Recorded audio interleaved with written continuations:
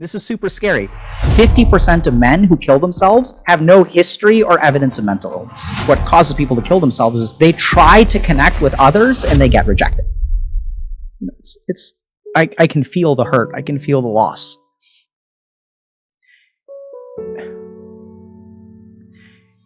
Dr. Alo Pinogia. He's a psychiatrist, Harvard Medical School instructor, real-life monk who uses his own addictive past to help millions of people improve their own mental health. Everyone is getting screwed, but there's a crisis with men. People telling us that being a man means that you're toxic, that there's a patriarchy, that your testosterone level makes you violent. So men are struggling right now, and the rest of the world says, no, you're not. You're privileged. And these people have been literally killing themselves because no one has been listening to them. Except there's one group of people who says your life sucks. And that's these toxic masculine people. And these guys say, I will show you a way to make it better. And that's when things go bad. And this, by the way, is how people wind up with addiction. Because when you look at addiction, what happens is we use a substance or a technology as an antidote to pain. So I've worked with people who have pornography addiction, for example, that will have work on one screen and they will literally have pornography on the second screen. You're joking? No, very common. And this is where there's a big problem in the world today. Now you've got this young generation of women as well that are exploding in their suicidality. Loneliness seems to be getting worse and worse. What is the remedy to this? So this is something that's very important to understand. Everyone who's listening to this podcast needs to...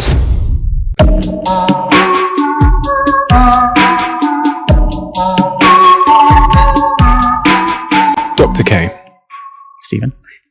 And then what I noticed was that now what internal medicine has become is very like sitting in front of a computer. So when you work in a hospital, like 8 hours of the day, I'm sitting in front of a computer and you spend very little time with your patients.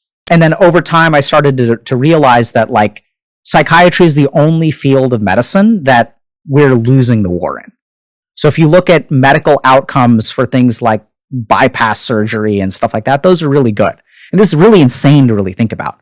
So we can take your body, Stephen, and we can give you a heart from a different human being. We can give you a kidney from a different human being. We can give you a liver from a different human being. If you have a part of your body that doesn't work, we can literally rip it out of you, stick in a new one, and you will survive.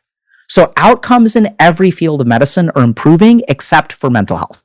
So mental health is the one area where addictions are getting worse, depression is getting worse, suicidality is getting worse, and this is in spite of advances in neuroscience. So something has happened where we've missed something about the mind, and everyone is getting sicker. So like this was the problem that really attracted me. And this isn't about my desire, this is sort of where we introduce a concept of dharma or duty. So I recognize that I'm lucky. I'm this kid who got to spend 7 years studying to become a monk in India. So I travel back and forth, but I spent my summers there. So I had this really unique perspective. And then I got to train at Harvard Medical School. And what am I supposed to do with this knowledge, right? Like this is 15 years that I've devoted to understanding how human beings work. And like, I had this very kind of, chic private practice in Boston where I worked with very, very successful people and helped them achieve.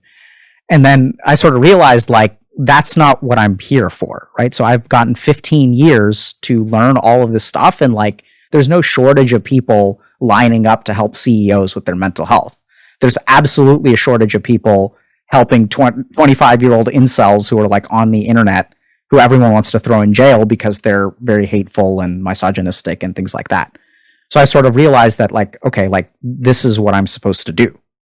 So I'm going to do it. Okay, so I've got a big question, but before just to tee up that big question, you said you had this practice in Boston where you were working with sort of high-profile individuals, etc. What is the full spectrum of individuals that you've spent time working with on a one-on-one basis or through your practice? I worked with people out of MIT, incubators, CEOs, entrepreneurs, things like that. So a lot of high-performance people, but then I've also worked with like losers, let's say. So this is also more intensely. This is everything from 25-year-old kid who's living in his mom's basement playing video games all day to people who are even homeless. So I worked with like basically like the whole spectrum. And yeah. You used the word losers there. You did little air quotes for anyone that can't see you right now. I'm really interested when you talked about incels as well, whether the way society is and the way that we're heading in terms of clarity over what it is to be a man has had any impact on those people that you referred to as incels. Like I'm, like, because we now have this digital world that we can live our lives in as a distraction from the real world. And there's now more confusion than ever over what it is to be a man and the role of a man in a, and then we look at the stats around suicidality. And I think in Europe, the biggest killer of men under the age of 45 is themselves currently. Mm-hmm.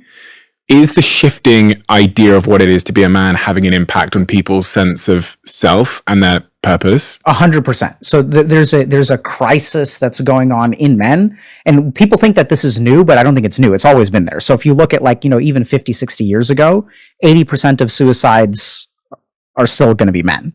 So historically, men have been killing themselves for 100 years, and no one's been paying attention. We're just noticing now because the problem seems to be getting worse. So there's a couple of things that are really interesting to understand. So one is that if we look at what technology is doing to our brains, the first thing that it's doing is it is externalizing our attention. So if you look back, let's say 1,000 years ago, as human beings, we spent a lot more time with ourselves. So let's say that you and I go out hunting. And then let's say you shoot an arrow at a deer and you miss. And then I shoot an arrow at a deer and I hit. So in this moment, I'm superior to you.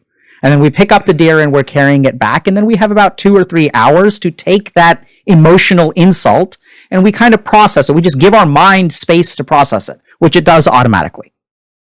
Now, if you look at what happens in people's days, they don't actually have any time to process what happens to them because we are so constantly distracted by external things. So I don't know if you're like this, but I was in this point where I was idiotically efficient.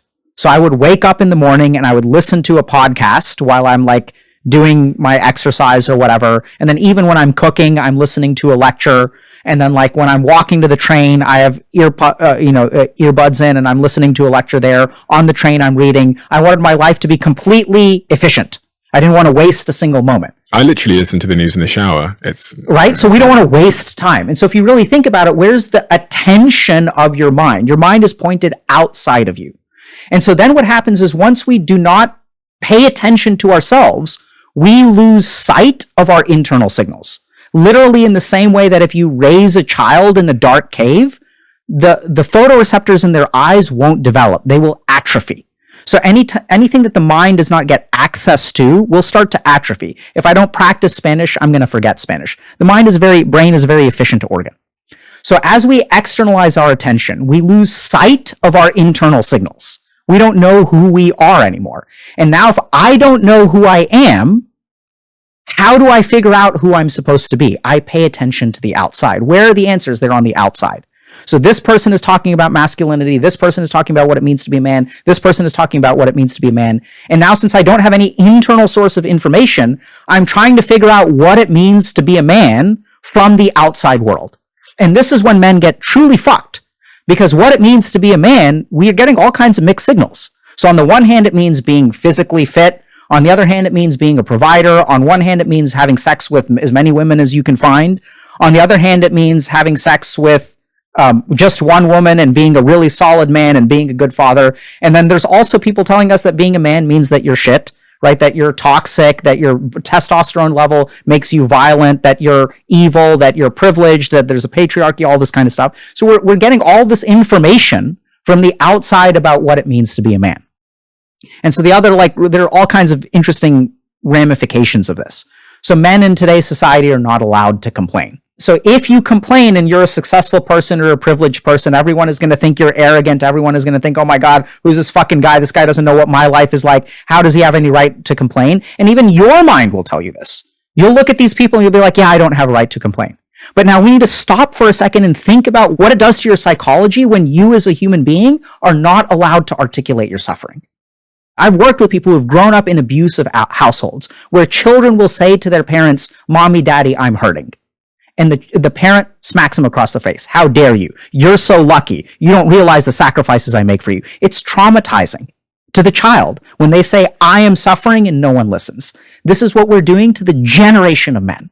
People are saying, I am suffering. For 100 years, men have been killing themselves. 80% of suicides are men. The most dangerous thing for a man under 45 is themselves. And these people have been literally killing themselves because no one has been listening to them. So in the same way that you grow up with as a child in a household that's abusive, where no one takes you seriously, no one listens to your suffering, and now we even have successful men who are not allowed to complain. So the psychological impact is the same. Anytime you have a human being who is suffering in some way and they cannot find connection with another human being, they cannot find compassion with another human being, that person is going to feel isolated. And if you look at the statistics on suicide, it's very interesting. So the number one thing that correlates with male suicide is not depression, and this is super scary.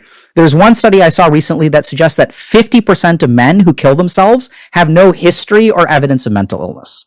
And this, I believe the statistic in my clinical practice because I know what depression looks like. I know what bipolar disorder looks like. And half the men that I've worked with, at least, are not actually mentally ill. See, mental illness means a pathology of the mind, which means that the mind is malfunctioning. Most of the suicidal men that I work with, their mind isn't malfunctioning. They genuinely have a life that is no longer worth living. They're looking at things and objectively realizing that there's no way out of this situation. So they turn to suicide. So I know it's kind of like a very controversial statement, but I think that's what my clinical practice has shown, and there's some research to even back that up. So if we sort of look at what's going on with men, we're sort of, they have nowhere to turn to, and the number one thing that correlates with it is not mental illness, but is a sense of thwarted belongingness. So this is kind of like multivariate regression analysis. But basically what happens is what causes people to kill themselves is they try to connect with others and they get rejected. So it's specifically a very specific research term called thwarted belongingness.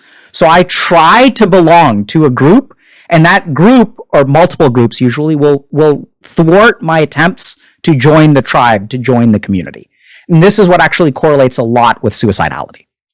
So what's going on with men right now is that we really don't allow them to suffer, because then you're not manly, and we're so externalized with our attention that we're not connecting with ourselves. And so we're looking to other people to tell us what it means to be a man. But that may or may not work for you, right? That may have been what worked for them. So then we kind of get into this problem where we're disconnected from ourselves. And then the world doesn't accept us. We're not allowed to suffer. And that's what creates the problem. What is the remedy to this? So I think the first thing is...